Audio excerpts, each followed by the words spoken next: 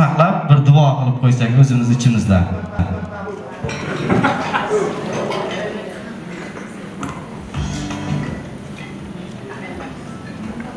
Rahmat hammalaringiz eslaganlaringiz uchun.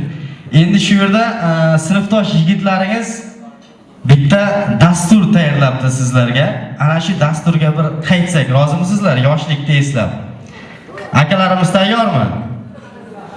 Fonimiz tayyormi qo'shig'imiz aka? Qani ketdik. Agar yoqqan bo'lsa, mana shu dasturni tayyorlagan yigitlarni evaziga bir qarsak chalib qo'yamiz.